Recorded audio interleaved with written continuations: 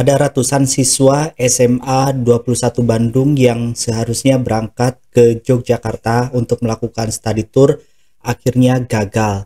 Dan katanya uang yang dibawa kabur oleh oknum tour leader sebanyak 400 juta yang menyebabkan travel itu sendiri tidak bisa memberangkatkan. Lalu bagaimana kasus ini? Kita akan coba dalami bersama-sama.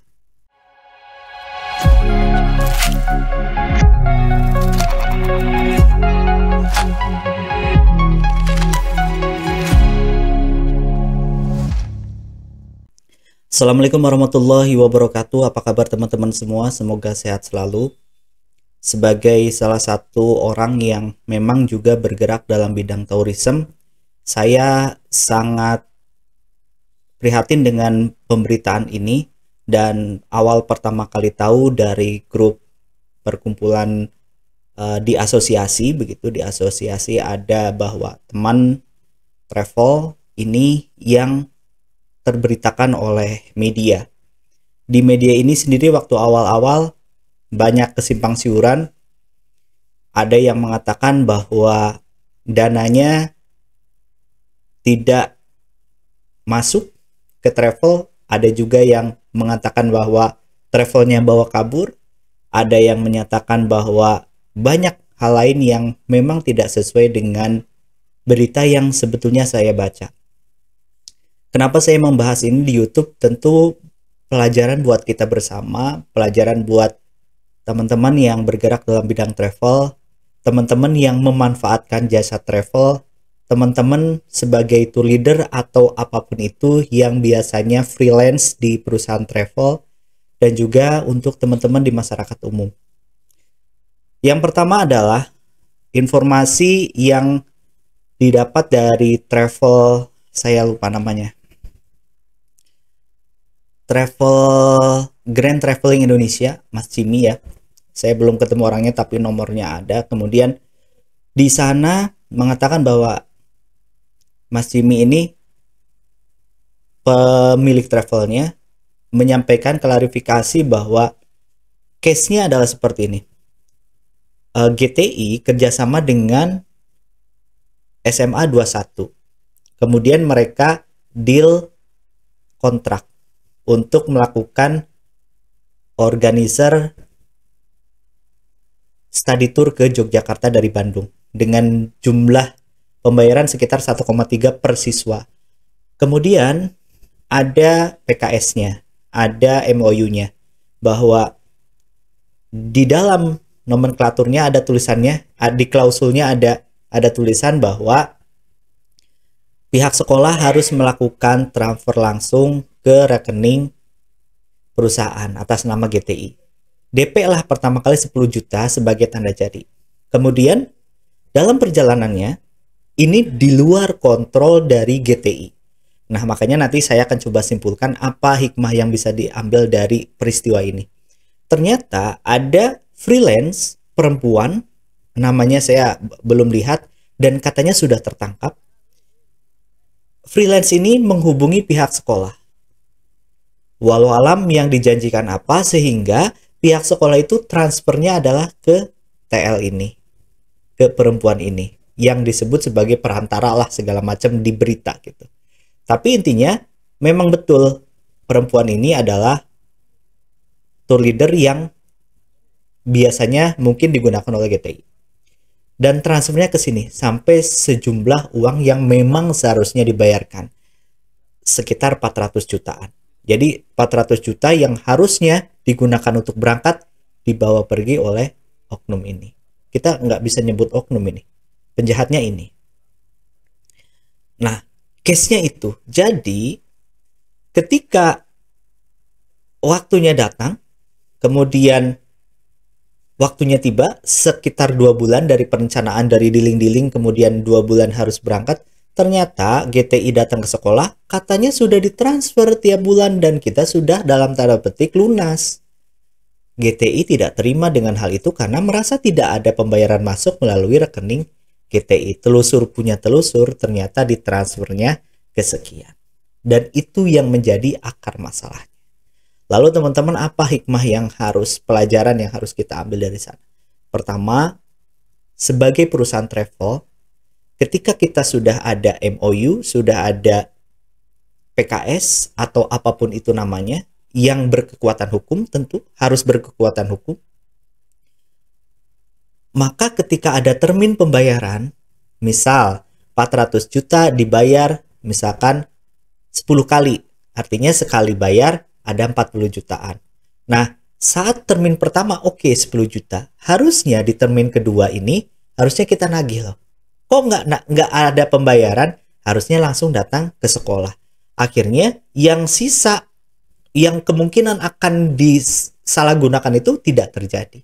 Karena kita sudah mengkonfrontir ke sekolah, mengkonfirmasi ke sekolah, kok belum ada pembayaran? Oh sudah, ternyata pembayaran ke sini. Berarti pembayaran pertamalah yang akan disusuri. Ya, oke, mungkin jumlahnya lebih kecil dari angka 400 juta gitu. Tapi kita bisa masih under control di situ.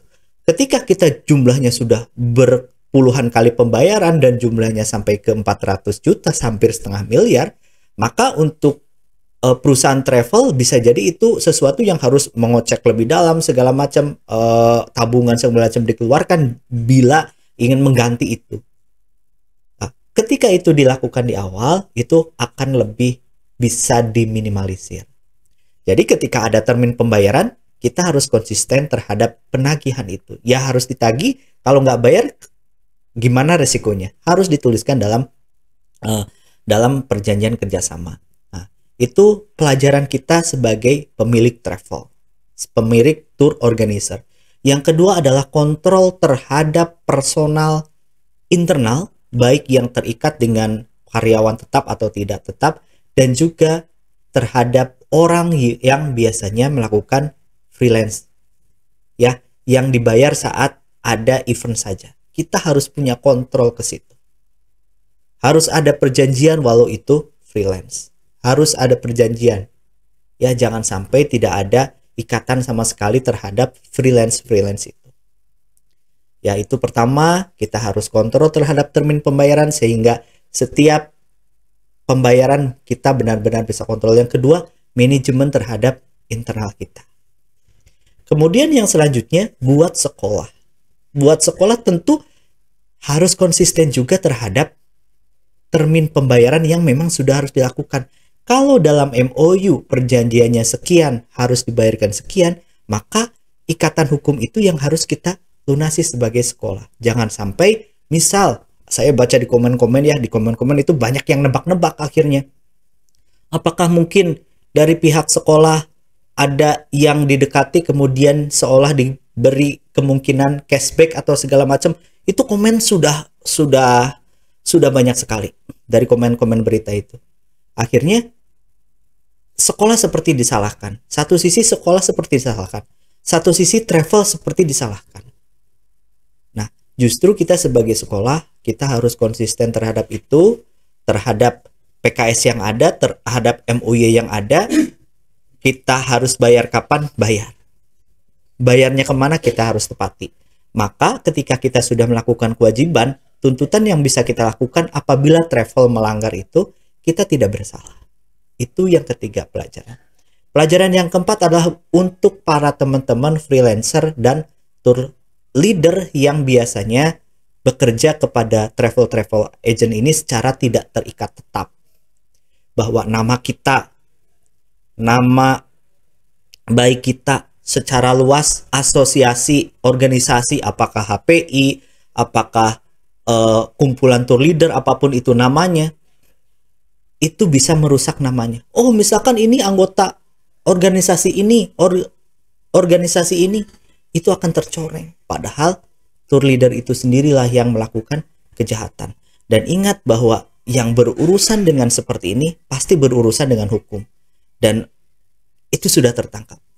Ya, masalahnya uang itu sudah terpakai atau belum? Uang itu sudah bisa dikembalikan atau tidak? Dan kita tahu uang hasil kejahatan itu hilangnya sangat cepat. Ya, hilangnya sangat cepat. Orang yang mencuri biasanya buat mabuk, buat berjudi, habis, hilang. Nah, kemudian secara luas untuk masyarakat umum, tentu pelajaran yang bisa kita ambil banyak. Kita harus lebih hati-hati dalam bertransaksi, kita harus hati-hati dalam memilih travel, kita harus hati-hati dalam berkomunikasi dengan tour leader yang tidak ada hubungannya dengan travel secara langsung. Kita juga hati-hati sebagai travel, harus hati-hati melihat klausul-klausul yang ada dalam perjanjian. Jangan sampai bermasalah dan jadi pemberitaan yang ramai. Saya pikir waktu itu pemberitaan apa ini, ada Bandung 21 kok tidak berangkat gitu ya. Ini penjelasan travel. Saya baca satu-satu dari atas di grup. Oh, ternyata masalahnya seperti ini. Banyak pelajaran yang bisa diambil, dan buat adik-adik yang belum berangkat, Allah sudah memberikan yang terbaik. Mungkin ada sesuatu yang walau alam bisa terjadi ketika kita berangkat hari ini. Allah tahan, dan saya percaya pihak travel, pihak sekolah, kepolisian akan memberikan yang terbaik. Dan teman-teman, ada waktunya teman-teman nanti akan berangkat study tour ke Jogja, ke satu lagi saya lupa, ke destinasi itu. Teman-teman bisa mengambil banyak pelajaran dari situ, termasuk pelajaran hari ini. Bisa jadi teman-teman belum begitu care dengan urusan travel, organizer lah, segala macam. Tapi satu saat teman-teman akan menjadi bagian itu, akan memanfaatkan itu, dan akan bisa jadi menjadi pemain dari organisasi atau travel. Dan mudah-mudahan study tour nanti lancar, banyak pelajaran yang diambil dari destinasi, kemudian teman-teman kembali dengan selamat. Mudah-mudahan bermanfaat teman-teman. Assalamualaikum warahmatullahi wabarakatuh.